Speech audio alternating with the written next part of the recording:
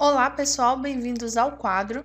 Nesta aula nós vamos resolver um exemplo para entender melhor a relação que existe entre o ângulo limite e os fenômenos da refração e também da reflexão total. O exercício nos diz o seguinte: um raio de luz monocromática que se propaga em um meio de índice de refração igual a 2 atinge a superfície que separa esse meio do ar, que tem índice de refração igual a 1.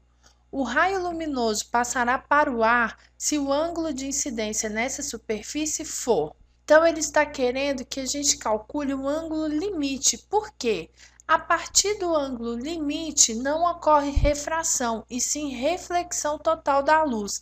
Abaixo do ângulo limite ocorre o fenômeno da refração. Para calcular o ângulo limite, nós temos que considerar o seno desse ângulo, lembrando que o seno do ângulo limite é dado pelo índice de refração menor sobre o índice de refração que é maior. Para este exemplo, o índice de refração menor é o índice do ar, que vale 1, e o índice de refração maior é o índice do meio por onde o raio de luz se propaga, que vale 2.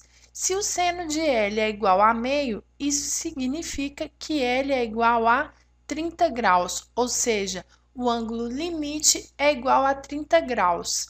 É a partir daqui que nós vamos relacionar o ângulo limite com os fenômenos da refração e da reflexão total. Sempre que o ângulo de incidência do raio for menor ou igual a 30 graus, que é o ângulo limite, ocorrerá o fenômeno da refração, ou seja, o raio de luz passará de um meio para o outro. Agora, se o ângulo de incidência for maior que o ângulo limite de 30 graus, não ocorrerá a refração. Neste caso, ocorrerá a reflexão total. Então, o ângulo limite é o divisor de águas entre os fenômenos de refração e reflexão total quando nós temos um par de meios. Respondendo então ao exercício, o raio luminoso passará para o ar, ou seja, ocorrerá refração quando o ângulo for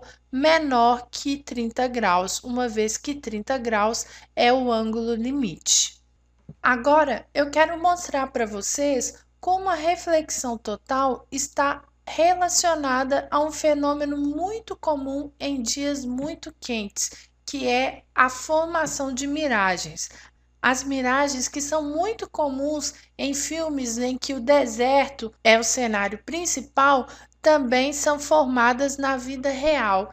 Imagine que você está à beira de uma estrada num dia de muito sol, de muito calor. Vamos colocar o sol aqui. E caminhando por essa estrada, você começa a observar que os carros que se aproximam em maior quantidade. Você visualiza sempre 2 carros, só que um nem tão nítido e numa posição invertida, como se em torno desse carro houvesse uma poça de água. Por que isso acontece? É o que nós vamos verificar agora.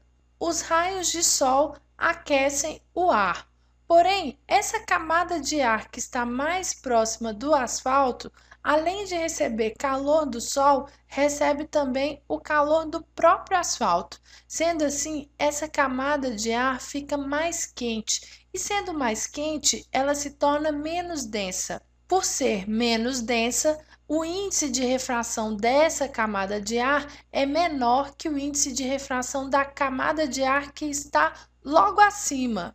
Então, se eu chamar o índice de refração da camada de ar quente de N1 e o índice de refração da camada de ar mais frio de N2, eu posso afirmar que o índice de refração N1 é menor que o índice de refração N2. Daí o que acontece? Alguns raios de luz que partem do carro em direção à camada de ar quente, ao chegar no limite entre essas duas camadas com um ângulo de incidência maior que o ângulo limite, sofre reflexão total. Nós podemos ilustrar este raio de luz da seguinte forma: o raio de luz parte do carro em direção à camada de ar mais quente e, ao incidir sobre o limite de separação das duas camadas de ar com um ângulo de incidência maior que o ângulo limite, esse raio de luz sofre reflexão total. Então, vocês podem observar que o raio de luz faz uma curva, porém, o nosso cérebro capta essa informação como se o raio de luz tivesse percorrido uma linha reta. Então, fazendo o prolongamento desse raio de luz como se ele tivesse percorrido uma linha reta, vocês podem observar que ele toca em pontos que não são os pontos reais, ou seja, onde o carro realmente está. Ele toca em pontos que são virtuais, são imagens formadas a partir dos prolongamentos dos vários raios de luz que partiram desse automóvel. Daí a pessoa tem a impressão que está vendo dois automóveis, sendo que um deles é invertido. Então é isso, pessoal.